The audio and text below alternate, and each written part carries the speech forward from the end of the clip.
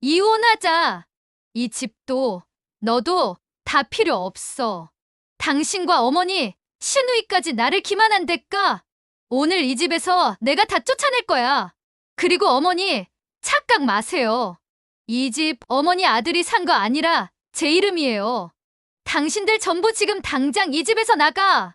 여러분, 혹시 결혼 생활에서 참고 또 참으면서 살아가고 계시지는 않으신가요? 오늘의 주인공 서지은 씨의 이야기를 들어보시면 어쩌면 여러분도 깊은 생각에 빠지게 되실 겁니다. 과연 무엇이 이 착하고 조용했던 여성을 이토록 극단적인 선택으로 내몰았을까요? 지금부터 서지은 씨의 숨막히는 반격기를 들려드리겠습니다. 그 전에 구독과 좋아요, 댓글은 영상 제작에 큰 힘이 됩니다. 시작할게요. 서지은 씨는 평범한 직장인이었습니다.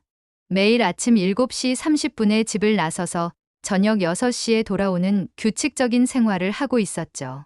그런데 어느 날 퇴근 후 현관문을 열고 들어선 지은 씨는 믿을 수 없는 광경을 목격했습니다. 거실 한가운데 자신의 침대가 덩그러니 놓여 있었던 것입니다. 침실용 침대가 거실에 있다는 것 자체가 이상했지만 더 충격적인 것은 그 침대 위에 자신의 베개와 이불이 깔끔하게 정리되어 있었다는 점이었습니다. 마치 누군가가 이미 모든 것을 결정해 놓은 것처럼 말이죠. 지은 씨는 당황스러워하며 시어머니를 찾았습니다. 안방을 들여다보니 시어머니가 짐을 풀고 있었습니다. 옷장에는 시어머니의 옷들이 가득했고 화장대에는 시어머니의 화장품들이 줄지어 놓여 있었습니다. 서랍까지 모두 시어머니의 물건으로 채워져 있었습니다. 어머니, 이게 뭐죠? 왜 제 침대가 거실에 있는 거예요? 지은 씨가 당황하며 물었을 때 시어머니인 정말순 씨가 냉정하게 대답했습니다. 너 앞으로 여기서 자라. 안방은 내가 쓸 거야. 왜 제 허락도 없이 이런 일을. 적어도 미리 말씀은 해주셨어야죠. 시어머니의 목소리가 한 옥타브 높아졌습니다. 여긴 내 집 아니야. 우리 아들 집이야. 내가 무슨 권리로 이런 얘기를 하는 거니? 시어머니가 며느리 집에 와서 머물겠다는데 뭐가 문제야? 지은 씨는 어리둥절했습니다. 분명히 자신이 혼자 살던 집이었는데 언제부터인가 시어머니가 드나들더니 이제는 아예 안방을 차지해버린 것입니다. 더욱 당황스러운 것은 시어머니가 마치 당연한 일인 것처럼 행동한다는 점이었습니다. 그 순간 지은 씨는 자신이 얼마나 무력한 존재인지 깨달았습니다. 분노가 치밀어 올랐지만 어디서부터 어떻게 대응해야 할지 막막했습니다. 시어머니는 계속해서 말을 이었습니다. 결혼과 동시에 모든 것이 바뀌었다는 것. 시어머니에게는 당연한 권리라는 것을 강조했습니다. 지은 씨는 아무 말도 할 수 없었습니다. 결국 그날 밤 지은 씨는 거실 소파에서 잠을 청해야 했습니다. 자신의 집에서 말이죠. 천장을 바라보며 지은 씨는 생각했습니다. 이게 정말 정상적인 일인지 자신이 너무 예민하게 받아들이는 건 아닌지 말입니다. 하지만 뭔가 잘못되었다는 직감을 지울 수는 없었습니다. 며칠 뒤 상황은 더욱 악화되었습니다. 시누이인 정혜리 씨가 큰 배를 앞세우고 집으로 들어온 것입니다. 임신 5개월이라는 혜리 씨는 마치 자신의 집에 온 것처럼 자연스럽게 행동했습니다. 현관에서 신발을 벗자마자 거실을 둘러보며 불편한 표정을 지었습니다. 거실에 침대가 놓여 있는 것을 보고는 의아해했습니다. 시어머니는 딸의 등장에 반색했습니다. 마치 구원자를 만난 것처럼 혜리 씨를 맞이했습니다. 혜리 씨는 지은 씨를 보자마자 애교 가득한 목소리로 말했습니다. 그러나 그 애교 뒤에는 계산된 의도가 숨어 있었습니다. 지은 씨는 그것을 직감적으로 알 수 있었습니다. 언니, 저 좀 도와주세요. 몸이 너무 무거워서 혼자서는 힘들어요. 남편도 출장 갔는데 어떻게 해요? 그 뒤에 숨은 의도를 지은 씨는 너무나 잘 알 수 있었습니다. 시어머니가 즉시 개입했습니다. 이 집에서 우리 딸이 편히 있어야지. 몸조리가 얼마나 중요한데. 캐리야, 너는 안방에서 쉬어라. 그 말을 들은 지은 씨는 깜짝 놀랐습니다. 안방은 시어머니가 쓰고 있던 공간이었는데 이제는 시누이에게 내준다는 것이었습니다. 그럼 어머니는 어디서 주무세요? 지은 씨가 조심스럽게 물었습니다. 나는 작은 방에서 자면 돼. 우리 딸이 편해야지. 임신한 몸으로 거실에서 잘 수는 없잖아. 작은 방은 지은 씨가 서재로 쓰던 공간이었습니다. 그곳에는 지은 씨의 책들과 업무용 컴퓨터가 있었습니다. 지은 씨는 참다 못해 입을 열었습니다. 이 집은 제 집이에요. 적어도 상의는 하셨어야죠. 하지만 시어머니는 지은 씨의 말을 일축했습니다. 내가 집 산 것도 아닌데 설치긴. 우리 혜리가 잠깐 있는 게 뭐가 문제야? 혜리 씨도 거들었습니다. 언니가 잠깐 양보해 줄 순 없어요? 우리 가족이잖아요. 저도 임신한 몸으로 어디 갈 데가 없어요. 지은 씨는 조용히 물컵을 내려놓으며 생각했습니다. 과연 자신이 이 집에서 가족 취급을 받고 있는 건지, 아니면 그냥 허드레시를 하는 사람 정도로 여겨지는 건지 말입니다. 안방은 기득권이었고 거실은 하인의 자리였습니다. 이 집에서 지은 씨의 편은 아무도 없었습니다. 그날 저녁에도 지은 씨는 거실 소파에서 잠을 청해야 했습니다. 자신의 서재까지 빼앗긴 채로 말이죠. 남편 정민수 씨가 퇴근했을 때 시어머니는 갑자기 기침을 하며 과장된 한숨을 내쉬었습니다. 마치 연기를 하는 것처럼 말이죠. 혜리 씨는 오빠를 보자마자 울먹이는 목소리로 호소했습니다. 민수 씨는 당황한 표정으로 지은 씨를 바라봤습니다. 지은 씨는 억울했지만 설명할 기회조차 주어지지 않았습니다. 시어머니가 먼저 입을 열어 상황을 왜곡해서 설명했습니다. 그 말은 완전히 거짓이었습니다. 지은 씨는 단 한 번도 그런 말을 한 적이 없었습니다. 하지만 민수 씨는 어머니의 말을 그대로 믿는 듯 했습니다. 사실 확인도 하지 않고 바로 지은 씨에게 책임을 전가했습니다. 마치 지은 씨가 모든 문제의 원인인 것처럼 취급했습니다. 새언니가 날 쫓아내려 해요. 임신한 몸으로 어디 가라는 거예요? 오빠, 저 정말 힘들어요. 혜리 씨의 말에 민수 씨가 지은 씨를 쳐다봤습니다. 여보, 엄마 기분 좀 맞춰줘. 미안하단 말해줘. 가족끼리 이렇게 싸우면 안 되잖아. 지은 씨는 믿을 수 없었습니다. 제가 뭘 잘못했는지 모르겠어요. 저는 쫓아내라고 한 적이 없어요. 아, 그냥 미안하다고 하면 되잖아. 왜 이렇게 복잡하게 생각해? 가족인데 뭘 그렇게 따져? 민수 씨의 짜증스러운 표정을 본 지은 씨는 결국 굴복했습니다. 죄송합니다. 제가 배려가 부족했나 봐요. 그 순간 시어머니는 가짜 오열을 터뜨렸습니다. 아이고, 내가 이렇게 천대를 받는구나. 아들 뒷바라지하느라 평생 고생했는데 이제 와서 이런 소리를 들어야 하나. 민수 씨는 조용히 지은 씨의 손을 잡는 척하면서 캐리 씨에게 눈치를 주었습니다. 마치 자신이 중재자인 것처럼 행동했지만 실제로는 지은 씨에게만 양보를 강요하고 있었습니다. 지은 씨는 그 순간 깨달았습니다. 남편도 결국 자신의 편이 아니라는 것을 말이죠.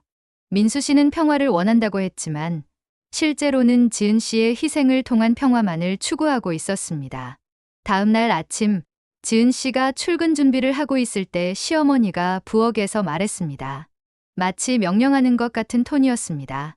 혜리 씨도 거실에서 고개를 끄덕이며 동조했습니다. 지은 씨는 귀를 의심했습니다. 자신의 직장 생활을 포기하라는 것이었습니다.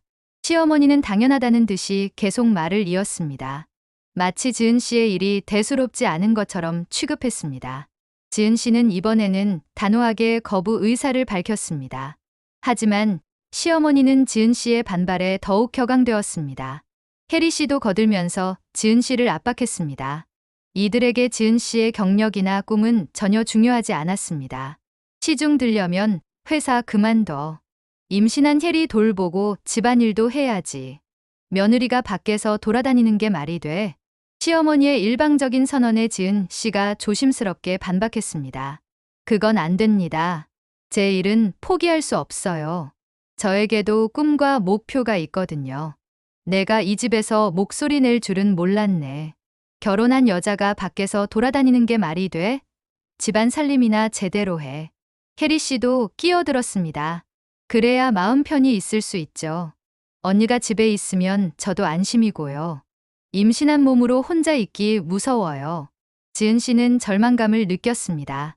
자신의 경제적 독립성마저 빼앗으려는 것이었습니다. 민수 씨는 그날도 아무 말 없이 고개만 숙이고 있었습니다. 마치 이 모든 상황이 자신과는 상관없는 일인 것처럼 행동했습니다. 시어머니는 계속해서 압박했습니다. 전통적인 며느리의 역할을 강요하면서 지은 씨의 개인적인 꿈이나 목표는 전혀 고려하지 않았습니다. 지은 씨는 그 순간 깨달았습니다. 이 집에서 자신은 단순히 무료 가사 도우미 이상의 존재가 아니라는 것을 말이죠. 그날 밤 지은 씨는 거실 소파에 누워 천장을 바라보며 눈물을 흘렸습니다. 자신의 인생이 어떻게 이렇게 되었는지 이해할 수 없었습니다. 하지만 동시에 분노도 쌓여가고 있었습니다. 그런데 놀랍게도 다음 날 민수 씨가 갑자기 지은 씨를 옹호하는 말을 했습니다. 시어머니와 혜리 씨가 다시 직장 그만두라는 이야기를 꺼냈을 때였습니다. 지은 씨는 민수 씨의 예상치 못한 반응에 깜짝 놀랐습니다. 마치 자신의 편이 되어주는 것 같았습니다. 지은 씨의 눈에는 눈물이 고였습니다. 드디어 남편이 자신을 이해해주는 것 같아서 감동받았습니다. 민수 씨는 어머니를 설득하겠다며 방으로 들어갔습니다. 지은 씨는 처음으로 희망을 품었습니다. 혹시 남편이 정말로 자신의 편이 되어줄 수도 있겠다는 생각이 들었습니다. 그동안의 오해들이 모두 풀릴 수 있을 것 같았습니다. 아내가 얼마나 힘들게 일하는데요. 그건 안 됩니다. 요즘 시대의 여자도 일해야 하죠. 민수 씨의 단호한 목소리에 시어머니도 당황했습니다. 아들아, 내가 뭔 소리를 하는 거니? 며느리가 집에 있어야 할 일들이 얼마나 많은데. 어머니, 요즘 시대의 여자가 일하는 게 당연하죠. 아내 일 그만두라고 하시면 안 됩니다. 지은 씨는 남편의 말에 감동받아 눈물을 흘렸습니다. 고마워요. 당신이 이해해 주니까 정말 다행이에요. 처음으로 제 편이 되어주는 것 같아요. 당연한 일이야. 내가 어머니랑 얘기해 볼게. 걱정하지 마. 민수 씨는 지은 씨의 어깨를 다독이며 안방으로 향했습니다. 지은 씨는 처음으로 마음이 편해졌습니다. 남편이 자신을 진심으로 걱정해주고 있다는 것을 느꼈기 때문입니다. 그동안 오해였을 수도 있겠다는 생각이 들었습니다. 민수 씨가 정말로 자신을 사랑하고 있었던 것일지도 모른다고 생각했습니다. 지은 씨는 거실에서 기다리며 남편이 어머니를 어떻게 설득할지 궁금해했습니다. 드디어 이 모든 문제가 해결될 수 있을 것 같았습니다. 남편의 진심을 확인한 지은 씨는 잠시나마 안도감을 느꼈습니다. 하지만 이 안도감은 곧 산산조각이 났습니다. 안방에서 들려오는 민수 씨와 시어머니의 대화를 우연히 듣게 된 것입니다. 문틈 사이로 새어나오는 목소리가 너무나 선명했습니다. 지은 씨는 믿을 수 없었습니다. 방금 전까지 자신을 옹호하던 남편의 진짜 속마음을 알게 된 것입니다. 그들에게 지은 씨는 단순히 돈을 벌어다 주는 존재에 불과했습니다. 감정적인 조작도 서슴지 않았습니다. 지은 씨는 거실에 서서 몸이 떨렸습니다. 분노와 배신감이 동시에 밀려왔습니다. 그동안 자신이 얼마나 순진했는지 깨달았습니다. 모든 것이 계산된 연기였다는 사실에 충격을 받았습니다. 아내 월급 400이야. 그거 없으면 우리 굶어 죽어. 혜리의 아빠도 출장비 안 주고 있잖아. 민수 씨의 목소리가 문틈으로 새어나왔습니다. 그럼 어떻게 할 거야? 혜리도 돌봐야 하고 생활비도 필요하고. 시어머니의 걱정스러운 목소리였습니다. 여자들은 칭찬 한마디면 돼. 조금만 달래주면 알아서 다 해. 우리 아내 착해서 금방 넘어가. 그래도 너무 뻔히 보이는 거 아니야? 괜찮아. 우리 아내 착해서 금방 넘어가. 지금도 감동받아서 울고 있던데. 바보처럼. 지은 씨는 그 순간 모든 것을 이해했습니다. 남편의 갑작스러운 옹호도 따뜻한 말들도 모두 계산된 연기였던 것입니다. 자신의 월급을 지키기 위한 수단에 불과했습니다. 지은 씨는 거실에 서 있다가 눈물을 멈추고 얼굴을 굳혔습니다. 더 이상 속지 않겠다고 다짐했습니다. 그들의 진짜 모습을 확인한 이상 더 이상 참을 이유가 없었습니다. 배신감은 이제 차가운 분노로 바뀌었습니다. 지은 씨는 그들이 자신을 얼마나 우습게 보고 있는지 완전히 깨달았습니다. 더 이상 착한 며느리 역할은 끝이었습니다. 지은 씨는 마음의 결정을 내렸습니다. 더 이상 참지 않기로 한 것입니다. 안방 문을 박차고 들어가서 세 사람을 마주했습니다. 그들의 놀란 표정을 보며 지은 씨는 차분하게 말했습니다. 하지만 그 목소리에는 단단한 결의가 담겨 있었습니다. 시어머니는 당황했고 혜리 씨는 어리둥절했습니다. 민수 씨는 아무 말도 하지 못했습니다. 지은 씨는 계속해서 자신의 입장을 분명히 했습니다. 더 이상 이들의 거짓말에 속지 않겠다는 의지를 보여주었습니다. 그동안 쌓였던 모든 분노가 한꺼번에 터져 나왔습니다. 이혼하자. 그리고 이 집, 제 명의입니다. 지은 씨의 차가운 선언에 시어머니가 벌떡 일어났습니다. 뭐라고? 내가 지금 뭔 소리를 하는 거야? 지금 당장 다 나가세요. 이 집에서 나가라고요. 혜리 씨가 울먹이며 끼어들었습니다. 언니, 우리 가족이잖아요. 이렇게까지 하실 거예요? 아니요. 당신들은 가족이 아니라 기생충이에요. 지은 씨의 단호한 말에 민수 씨가 당황하며 변명했습니다. 여보, 오해야. 내가 설명해 줄게. 방금 전 말은 오해요? 다 들었어요. 당신들이 저를 뭘로 보는지 다 알았다고요. 400만 원짜리 ATM 기계 말이죠. 시어머니가 소리쳤습니다. 이런 미친년을 봤나? 내가 감히 시어머니한테 이렇게 나와? 네, 미쳤어요. 이제야 정신 차렸네요. 당신들한테 이용당하지 않겠어요. 지은 씨는 더 이상 물러서지 않았습니다. 그동안 쌓였던 모든 분노와 억울함을 쏟아냈습니다. 세 사람은 지은 씨의 변화에 당황했습니다. 항상 순종적이었던 지은 씨가 이렇게 강하게 나올 줄은 몰랐던 것입니다. 지은 씨는 계속해서 자신의 의지를 분명히 했습니다. 더 이상 그들의 희생양이 되지 않겠다고 선언했습니다. 며칠 뒤 지은 씨는 평온한 일상을 되찾았습니다. 집에서 그들을 내보낸 후 처음으로 진정한 휴식을 취할 수 있었습니다. 직장에서도 동료들의 지지를 받았습니다. 김 부장은 지은 씨의 상황을 알고 있었기 때문에 따뜻하게 격려해 주었습니다. 친구 예진이도 지은 씨의 결정을 지지해 주었습니다. 동네 박 여사도 그동안 지은 씨의 상황을 안타깝게 지켜보고 있었다고 했습니다. 지은 씨는 처음으로 자신의 선택에 대해 확신을 가지게 되었습니다. 더 이상 누구의 눈치를 보지 않아도 되는 자유로움을 만끽했습니다. 안방에서 다시 잠을 잘 수 있게 되었고 서재에서 책을 읽을 수도 있었습니다. 무엇보다 자신의 집에서 자신이 주인이라는 느낌을 되찾았습니다. 이젠 눈치 보지 말고 일하자. 그동안 고생 많았어. 내가 옳은 일을 했어. 김 부장의 따뜻한 격려에 지은 씨는 고개를 끄덕였습니다. 고맙습니다. 이제야 제 인생을 찾은 것 같아요. 친구 예진이는 더욱 직설적이었습니다. 너 잘했어. 온 동네에 소문 다 났더라. 다들 내 편이야. 그 시어머니 너무했다고 모두 말해. 동네 박 여사도 지은 씨를 만나자마자 말했습니다. 아유, 그 시어머니도 너무했지. 며느리를 뭘로 보는 거야? 내가 참 잘했어. 지은 씨는 웃으며 대답했습니다. 이제야 제가 누군지 알겠어요. 더 이상 누구에게도 휘둘리지 않을 거예요. 그날 저녁, 지은 씨는 오랜만에 자신만의 시간을 가졌습니다. 안방에서 편안하게 누워 책을 읽으며 차를 마셨습니다. 아무도 눈치 볼 필요 없이, 아무의 허락도 받을 필요 없이 자신이 하고 싶은 일을 할 수 있었습니다. 창밖으로 보이는 밤하늘이 그 어느 때보다 아름다워 보였습니다. 지은 씨는 스스로에게 약속했습니다. 다시는 자신의 존재 가치를 남에게 맡기지 않겠다고 말입니다. 자신의 인생은 자신이 결정하겠다고 다짐했습니다. 여러분, 서지은 씨의 이야기는 여기서 끝입니다. 때로는 용기 있는 결단이 우리 인생을 바꿀 수 있습니다. 더 이상 참을 필요 없는 상황에서는 당당하게 자신의 목소리를 내는 것이 중요하겠죠.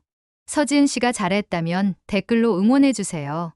내일은 더 감동적인 사연 들고 오겠습니다. 지금까지 들어주셔서 감사합니다.